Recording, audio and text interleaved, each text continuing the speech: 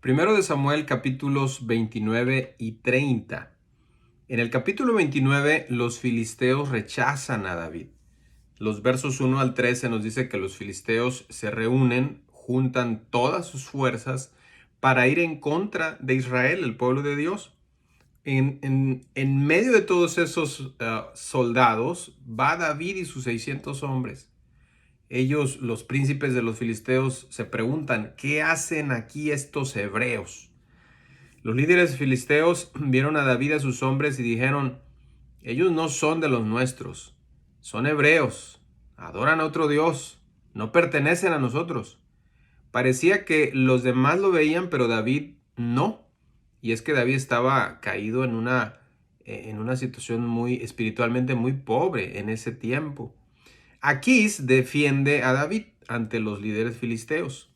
Él lo defiende, le dice, no, yo tengo toda mi confianza en él, él es enemigo de Israel, él nos va a ayudar.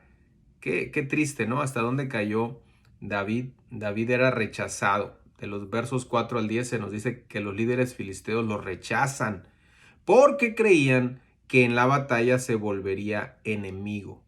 Y así que aquí le dice a David, regresa a casa, no te quieren aquí. En muchos sentidos, David estaba en el peor lugar. No estaba en Israel porque allí no era feliz. No lo recibían, Saúl lo perseguía. Se unió con los filisteos, pero ahora es rechazado por los filisteos. Es decir, tenía algo de Jehová como para estar en paz, pero tenía algo del mundo como para no tener paz. Estaba como que en medio. Muchas veces así hay cristianos que ni se deciden por Cristo ni se deciden por el mundo. Es el peor estado de un ser humano. O te decides por el Señor o te resignas a pecar y a ir al infierno, pero ese no es el mejor camino. Así que David regresa a Ziklag y el ejército filisteo se prepara para encontrarse con Saúl. Ahora, el capítulo 30 es continuación de esto. De los versos 1 y 2 del capítulo 30 se nos dice que Ziklag es saqueada por los amalecitas, era la ciudad de David. Y David regresa, después que es rechazado por los filisteos, él regresa. Y de hecho, este rechazo también fue de Dios, ¿no? Porque imagínense a David peleando contra el pueblo de Israel del lado del enemigo. Iba a ser eso un desastre y una decepción. Así que también Dios actuó en ese rechazo. Bueno, cuando David regresa a su ciudad, Ziklag, que era la ciudad que le había entregado a Aquís, él se da cuenta que es saqueada por los amalecitas. No solo habían quemado la ciudad, sino que se habían llevado a las mujeres y a los niños. Hay un toque de justicia aquí de parte de Dios, ya que David se dedicó a hacer lo mismo a todos los pueblos allá alrededor.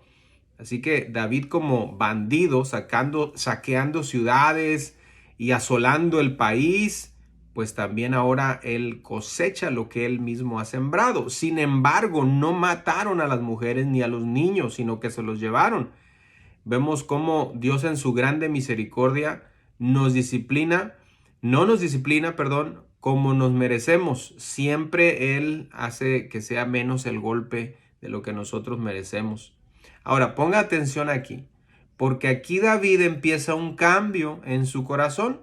Ponga mucha atención, pues es un punto importante en la vida de David. David, rechazado por el pueblo de Israel, rechazado por los filisteos, no encuentra su lugar, regresa a Ziklag, la ciudad está en ruinas, se saquearon todo, se llevaron las mujeres, los niños, y de los versos 3 al 6, David y sus hombres, dice aquí la Biblia, que alzaron su voz y lloraron hasta que les faltaron las fuerzas para llorar. Tanto era el dolor.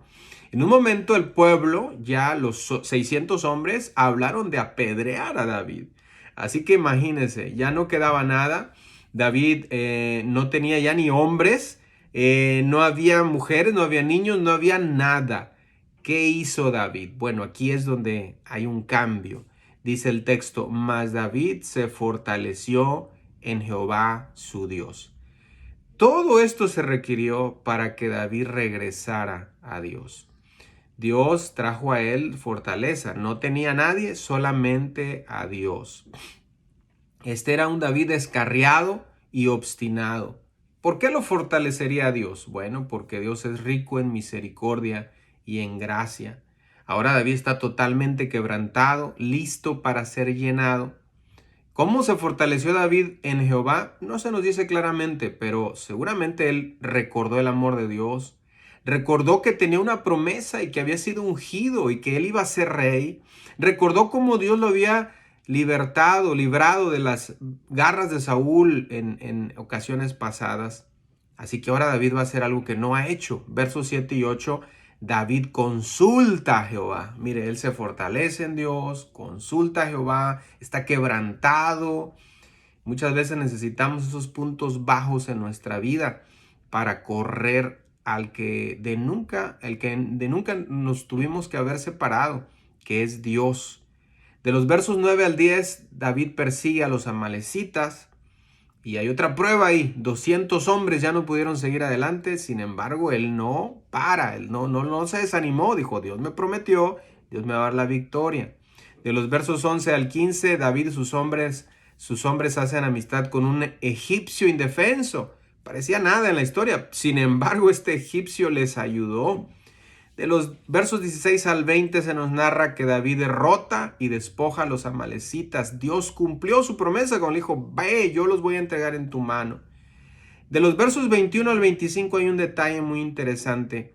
El botín es repartido de manera equitativa entre los que pelearon y los que se quedaron cuidando el bagaje, el equipaje.